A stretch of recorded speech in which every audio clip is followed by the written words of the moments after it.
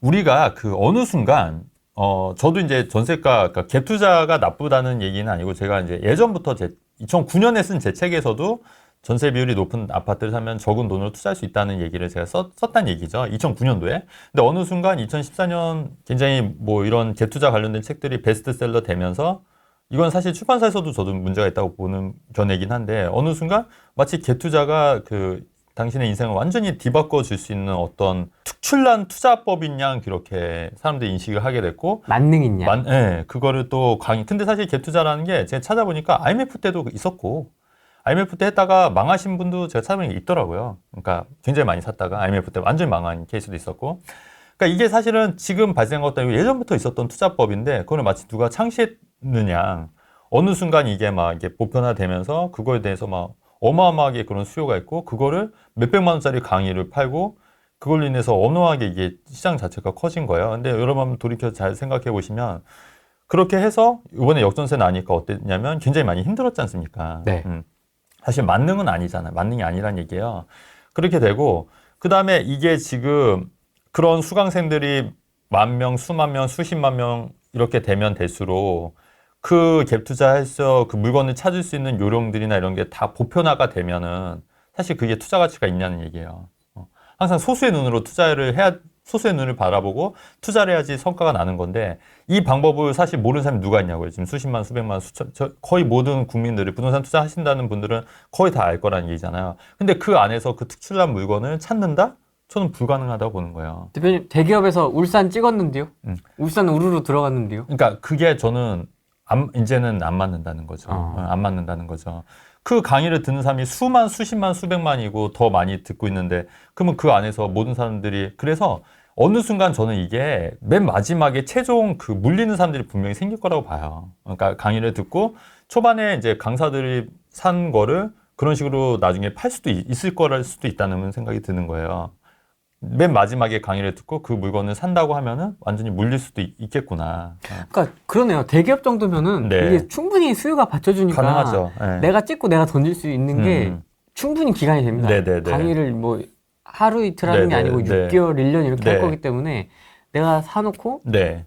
찍고 그렇죠. 1년 있다가 네. 이렇게 네. 그렇게 충분히. 그래서 이것도 지금 당장은 아니지만 훗날에 사회적인 문제가 될 수도 있다고 저는 생각을 하는 거예요. 이게 뭐 1년. 근데 제가 얘기했던 거 현실화된 거 굉장히 많잖아요.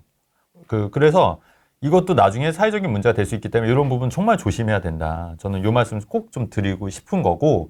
그래서 3천만 원 사모 아파트를 고개 드는 갭 투자 이것도 여러분들 좀 조심해야 될 것 같고. 네. 만약에 정말 이 갭 투자를 내가 진짜 하겠다고 하면은 강의 듣고 하지 마시고요. 본인이 알아서 하세요. 알아서. 왜냐면 강의를 듣는 순간 그 강의를 듣는 사람이 이미 대다수기 때문에 이미 그거는 기회가 없는 거다. 만약에 이런 물건을 찾고 싶다면 본인이 정말 그 소수의 눈으로 찾아야 되고 이런 강의를 통해서 듣는 거는 제가 볼 때는 기회가 없고 오히려 그 위에 강사들 혹은 그 전에 산 사람들 매물 바지가 되는 경우가 굉장히 많을 수도 있겠다 이런 생각이 들기 때문에 네. 이런 거는 좀 조심해야 될 것 같다. 그리고 이렇게 지금 현재 화성이나 이런 데 많이 이런 기사가 뜨잖아요. 그래서 섣불리 이런 데 괜히 들어갔다가 낭패 보지 말아라. 우리가 항상 보면은 뉴스가 나오면 그런 지역은 들어가면 된다 안 된다? 안 된다는 거예요. 항상. 이미 끝났다는 거예요, 여러분. 그래서 그 생각을 항상 유의하면은 절대 이런 거는 이제 안 물릴 수 있다. 같은 맥락에서 이런 기사도 제가 가져왔어요. 제가 한번 다시 보면 네. 준수도권이라고 얘기했을 거 기억나시잖아요. 그러니까 준수도권이 제가 어디였냐면 춘천도 준수도권이라고 봤던 거예요. 왜냐면 춘천 같은 경우는 이번에 그 GTS B가 연장이 된다는 얘기가 있었고 원주도 준수도권에 포함이 될 수 있는 게 GTS 이제 D가 만약에 원주까지 이어진다고 하면은 그것도 되는 준수도권이 될 수 있는 거고. 근데 실제로 춘천이나 원주가 이제 집값이 많이 상승했고, 이거는 제가 예전부터 조금 춘천이나 춘천 쪽 좀 관심 있게 보셔라. 그 다음에 또 한 군데 제가 천안 쪽 관심 있게 보셔라고 말씀드렸는데, 천안은 왜 그러냐면, 천안도 GTS-C가 연장이 이번에 거의 될 것 같아요. 그래서 GTS-C가 만약에 확정이 되면, 이제 천안도 준수도권의 입장에서 이제 충분히 가능하다. 왜냐면은 사실 행정구역은 강원도고 충청남도지만 이게 GTS-A가 시간상으로는 충분히 수도권이지 않습니까? 그렇기 때문에 이런 준수도권도 눈여겨보라고 제가 말씀드렸던 데가 바로 춘천과 천안이었던 거예요, 사실은. 예. 근데 이런 기사가 뜨면서 지금 춘천이나 이런 데가 지금 가격이 계속 오르고 있고 84제곱미터가 지금 벌써 8억 원이라는 거예요. 춘천도 만만치 않았지, 아파트는. 춘천 8억? 네네. 받아들여야 되나? 와. 받아들여야죠, 뭐. 야, 어느 장난 순간. 아니다. 네. 이런데, 그 다음에 이제 춘천의 신축들이 움직였지 않습니까? 그러면 이제 다음은 어디가 뜰 거냐를 우리가 이제 냉철히 이렇게 봤을 때 저는 춘천의 신축 아파트는 저는 지금 이런 기사 떴기 때문에 좀 늦었다고 보는 거예요. 이미. 그러면 그럼 내가 만약 춘천에 들어가서 한다면 저 같다면 저라면 저는 지금 이제 투자를 많이 해놨기 때문에 지금 못하지. 만약에 제가 현금이 있고 투자를 한다면 저 같으면 춘천 신축보다는 춘천 구축 쪽에 좀 저평가되는데 더 오른 지역도 있지 않습니까? 그런데 중에서 GTS 노선에 연결이 가능한 역세권이 될 수 있는 지역들을 찾아서 하겠다는 얘기예요. 대장이 일단 출발했으니. 그렇죠. 네, 어차피 따라갈 거니까 신축과 구축이 계속 그 갭이 벌어지는 거 아니지 않습니까? 그게 첫 번째. 그 다음에 또 어디를 만약에 투자를 할 거냐. 지금 춘천은 GTS 이제 B, 그다음에 원주는 GTS D잖아요. 지금 GTS C 관련해서 천안 관련해서는 안 나왔어요, 기사가 아직 안 올랐다는 얘기거든요. 그러면 천안에 있는 신축도 충분히 춘천이나 원주가 집값이 오르는 이유가 GTS B랑 D가 연결이 되는 그런 기대 심리로 오른다고 봤을 때 GTS C 기대 심리가 있는 천안도 안 올릴 이유가 없는 거잖아요. 그렇잖아요. 그러면 천안의 신축은 지금 들어가는 것도 나쁘지 않다는 얘기죠. 그런 방법으로. 그럼 벌써 이 기사만 보고 두 가지 포인트를 우리가 알 수 있는 거예요. 자, 그러면 만약에 열돈이 있으면 춘천은 신축은 좀 늦었으니 춘천 구축에 들어가자. 이거 오케이. 그 다음에 두 번째, 아직 천안은 발표가 안 됐으니 천안 신축도 나쁘지 않겠구나. 중장기적으로. 물론 이제 이것만 보이는 건 아니고 또 여러 가지 요소를 봐서 대신에 이제 그 역세권이 될 수 있는 지역들을 잘 찾아서 들어가는 게 정답이겠죠. 그래서 그런 식으로 들어가면은 부동산 투자하는데 전혀 어렵지 않다. 이 말씀 좀 드리고 싶어서 이 기사도 좀 같이 갖고 온 겁니다. 이게 여러 가지 의미가 있는 네. 기사군요. 이게 그냥 GTX 호재 나왔다 이게 아니고. 그럼요. 그러니까 우리가 이제 부동산 투자를 하려고 하면은 이 기사를 토대서 앞으로 어떻게 미래가 펼쳐질지, 어떻게 시장이 바뀔지, 그리고 나는 어떤 선택을 해야 될지 이런 부분도 다 머릿속에 이제 굴러가야지 부동산 투자를 할 수 있다고 저는 생각을 하고 실제로 그렇게 하게 되면 부동산 투자로 돈을 버는 게 그렇게 어렵진 않더라. 특히 춘천이 좀 분위기가 좋았죠. 네네. 최근에. 근데 춘천도 예전에 또 집값이 한 번 또 뛰었던 적이 있었어요. 그게 언제였냐면 그 춘천간 고속도로 생기면서 그때 이제 예전에 그 46번 국도 타고 갔었잖아요. 춘천 갈 때. 근데 이제 서울 춘천간 고속도로 뚫리면서 이게 단축이 되다 보니까 그때 이제 닭갈비 먹으러 많이 갔거든요. 그게 아마 2009년도, 2010년도 요때였던 걸로 기억하거든요.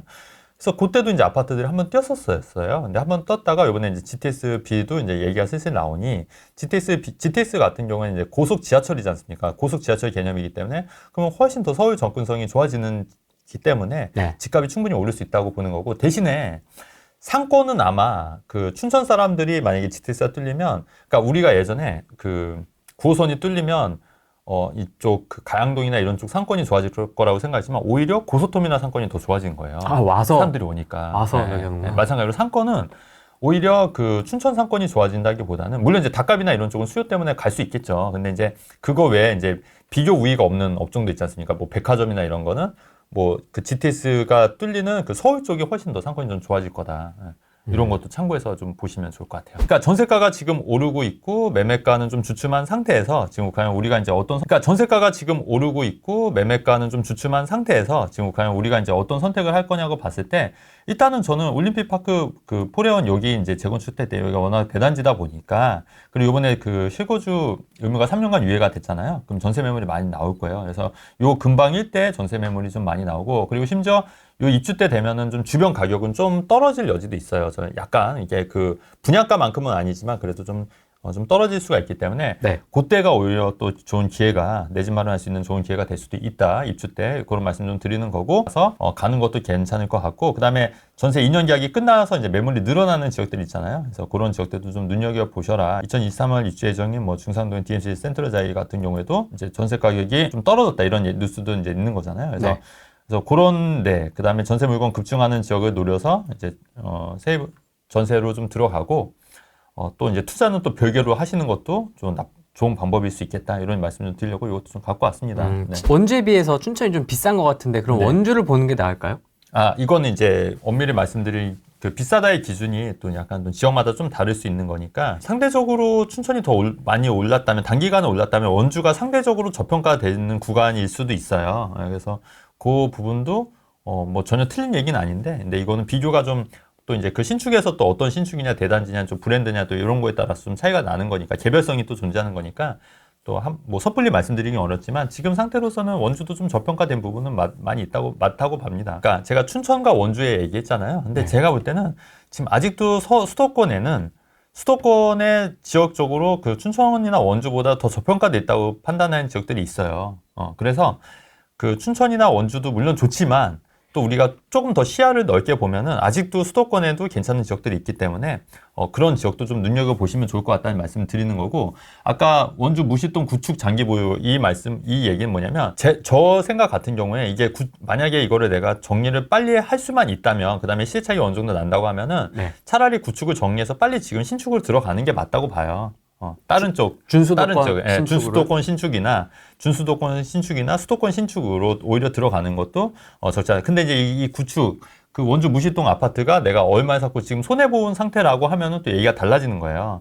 이거를 또 마이너스로 팔기는 굉장히 어렵다. 좀 그렇죠. 어렵다. 예, 또 마이너스 팔고 또 내가 또 신축으로 들어간다는 게 확신도 없을 뿐더러. 근데 그게 아니라 내가 신축이 되고 2년을 보유해서 일반 세율 구간이다. 그러면 한번 정리하고 털고 다른 거 갈아타는 거는 문제될 게 없다는 얘기예요. 양주, 네. 경기 북부입니다. 네. 양주도 물량이 많아서 네. 의정부까지 힘든 시기가 계속 됐는데 앞으로는 좀 눌린 준신축 매매가도 좋아질 수 있을까요? 충분히 가능하죠. 경기도 북부. 네네. 가능하고, 그 다음에 이쪽도 그 GTS도 또 연장 여지도 있고, 또 양주 옥정지구 같은 경우는 또 7호선 연장 그런 호재도 있기 때문에 기다리면 될 것 같고, 그 옥정 같은 경우에는 1년 전보다 한 1억 정도 제가 오른 걸로 알고 있거든요. 한 1억에서 1억 정도 올랐어요. 실제로. 그러니까 다 떨어졌는데 거기는 지금 한 1억 정도, 입주장 끝나고 나서 1억 정도 오른 걸로 알고 있기 때문에, 나쁘지 않다. 물론 이제 신축 위주지만, 그럼 이제 신축 오르고, 그 다음에 이제 구축도 이제 좀 따라가는 경향이 있기 때문에,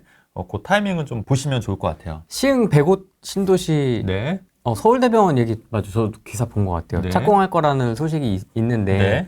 10층과 1층 거래권이라 약간의 차이가 있을 법하긴 한데 투자로는 어떨까요? 시흥 100곳 신도시 쪽. 네. 나쁘지 않고, 이제 가격을 이제 싸게만 살 수 있다면 하는데, 이제 10층과 1층의 이 가격 차이가 정말 이게 너무 가격 차이가 몇 억이 차이 난다. 그러면 차라리 1층도 나쁘진 않다고 봐요. 투자 가치로 봤을 때. 왜냐면 1층이 그 어린이집이나 또 이렇게 1층을 또 선호하는 사람도 있거든요. 왜냐면 애들이 많은 집은 이제 쾅쾅 뛰어도 되니까 또 그런 수요가 분명히 있기 때문에. 그러니까 근데 이 가격 차를 그러면 얼마로 봐야 되냐. 근데 이게 뭐 아파트 단지마다 다 달라요. 어떤 지역은 뭐 10%만 볼 거냐, 20% 볼 거냐. 그러니까 로얄층과 1층의 차이를 아니면 30%까지 차이가 나는 지역도 분명히 있을 수 있거든요. 그래서 요거를 딱 얼마로 얘기하기는 어렵고 이게 지역마다 조금씩 다르기 때문에 근데 어쨌든 그 가격 차이가 생각보다 적다고 하면은 10층이냐 1층이냐를 선택할 때 저는 이제 로얄층도 중요하지만 투자적인 관점에서 봤을 때 이제 1층도 나쁘진 않다. 왜냐면 또 전세 가격은 사실 비슷해요. 10층과 1층이 별 차이가 없거든요. 그렇게 되면은 사실 투자금이 훨씬 적게 들어가는 거기 때문에 그 부분도 한번 생각을 해보실 필요가 있다는 얘기예요. 네. 대출 낀 1주택자인데요. 네. 대출금으로 다시 2주택 투자 어떻게 보시는지요? 그러니까 대출도 대출 나름이죠. 대출을 이제 내가 내 소득. 그렇죠. 소득도 있는 거고 대출을 내가 만약에 전에 한 30%만 받았다. 근데 또 이번에 60%더 받는다. LTV 왜냐면 다주택 주차 60% 풀렸으니까 뭐 이 정도. 근데 내 기존에 있는 게 내 소득 대비 어느 정도 갚을 여력이 있다. 그러면 뭐 충분히 가능한데 내가 대출을 풀로 받은 상태다. 근데 이것도 또 풀로 받으려고 한다. 근데 내 직장이 언제 잘릴지 모른다. 그러면은 하면 되겠어요? 안 되겠어요? 안 되겠잖아요. 그러니까 이게 다 상황이 다르기 때문에 아마 여건이 되니까 그렇죠. 여쭤보시는 것 네. 같아요. 그러니까 뭐 네. 대출금이나 이런 게 무리하지 않고 뭐 현금 흐름이라든지 이런 게 아마 네. 되어 있기 때문에 마음이 서서 네네. 아마 여쭤보시는 게 아닐까. 네. 그러면 이제 제가 하라고 하면 이제 가는 거지. 네. 뒤로 가는 거지. 이제. 그래요? 네. 하고 이제 안 되면 춘천 또 가는 거지. 안 되면 또 이제 춘천 구축 사러 가갖고 이제 뭐가 이제 삐끗했어. 와 최진권 이 개, 불행이 개 이런 거지. 그러니까 그게 어려워요. 그러니까 여러분도 그게 이렇게 뭔가 조언을 드리기가 상당히 어렵다.